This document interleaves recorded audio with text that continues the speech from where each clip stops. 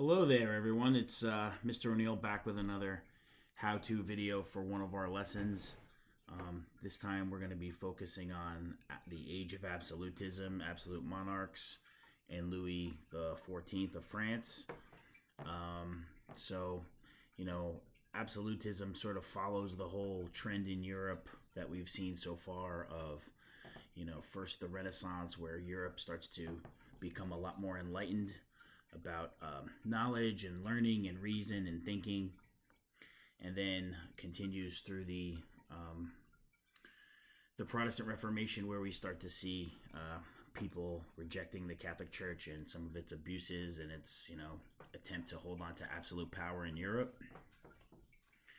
And then church obviously breaking from that.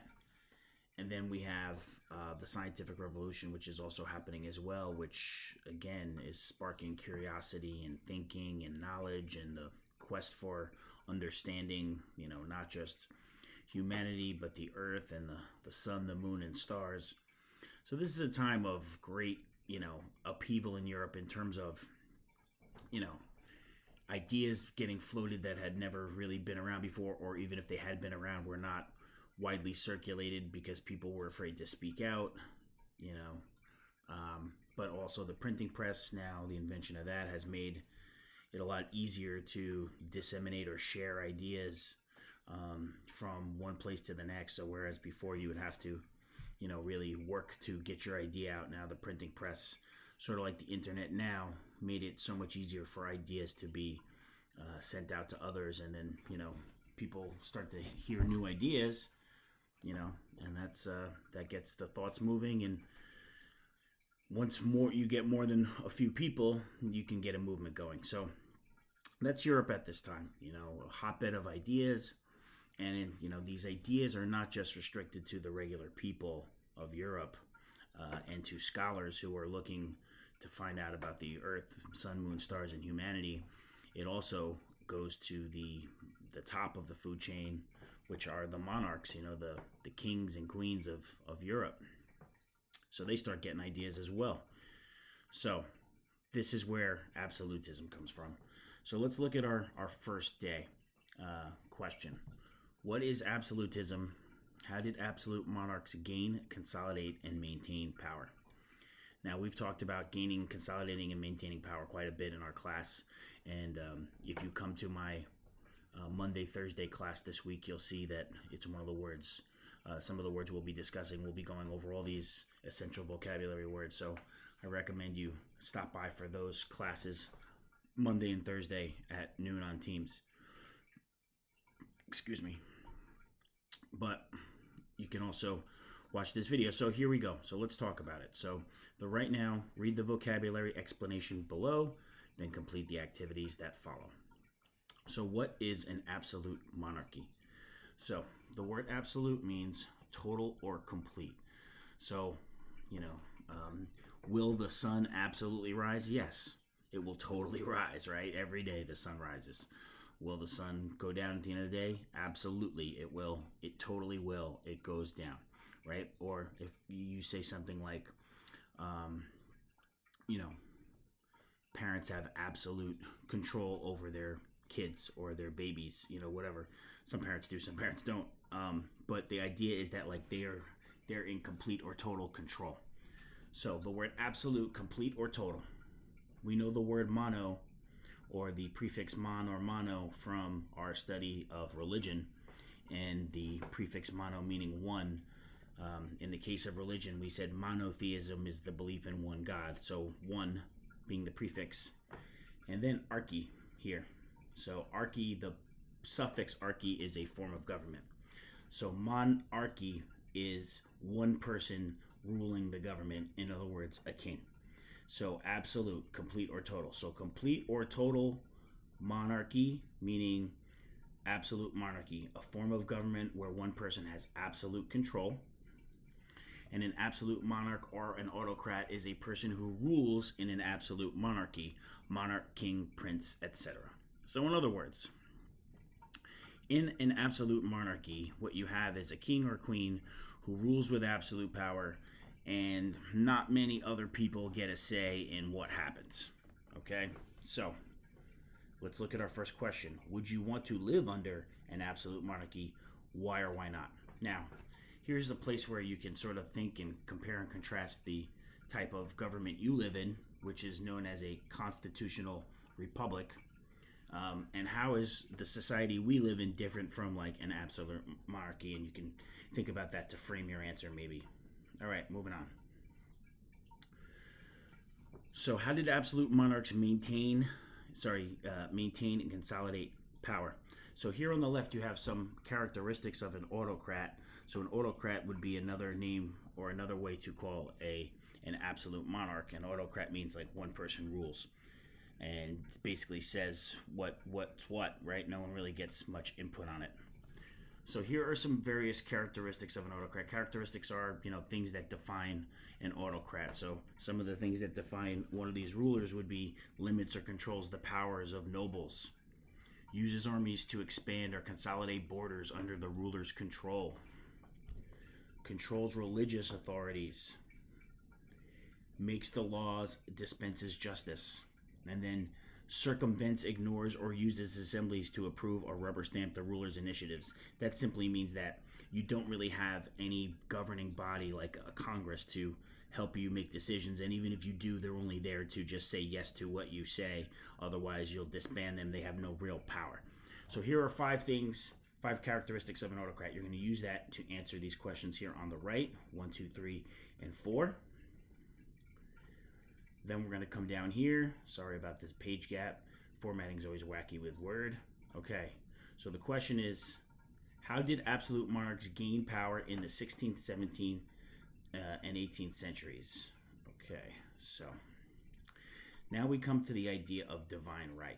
Okay, so divine right is, and we've talked about this before in class with Hammurabi and other rulers. Divine right is when a ruler wraps themselves up in the idea of God, right? And then, basically saying that they are king or queen because of the fact that they are favored by God, right? You kind of saw something like this with the Mandate of Heaven in China as well.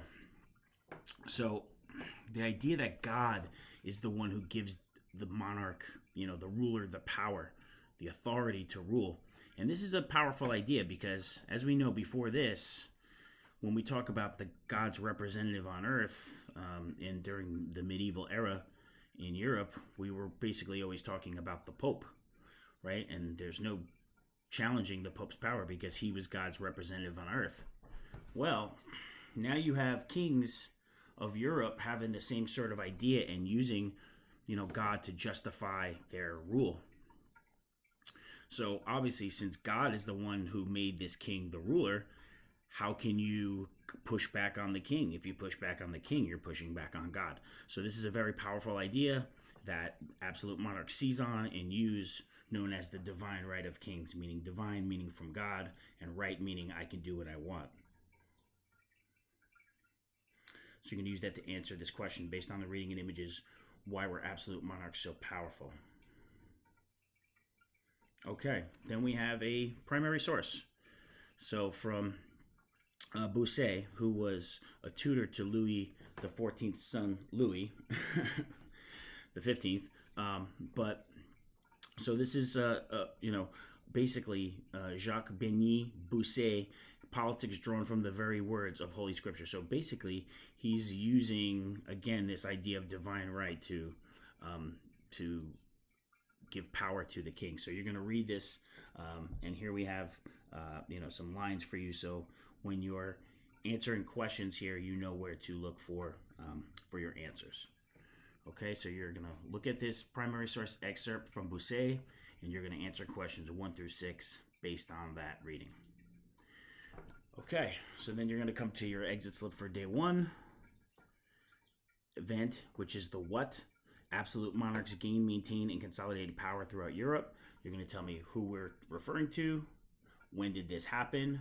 Where did this happen? Why did this happen? And how did this happen? So you're going to fill out all 5 of those. Again, the event is the what. So who, what, when, where, why, and how, all right here for you on the exit slip. All right, day 2. So now we're going to look specifically at one monarch who epitomizes or typifies or is an example of absolutism during this time, and that is Louis the 14th, who is who is still the longest reigning king in European history. I think Queen Elizabeth I of England is the longest reigning monarch, but she was a queen. This is the longest reigning king in European history. So Louis the 14th, XIV in Roman numerals 10, 1, 5. The 1 it's 4 before the 5, which makes it 14. So Louis the 14th.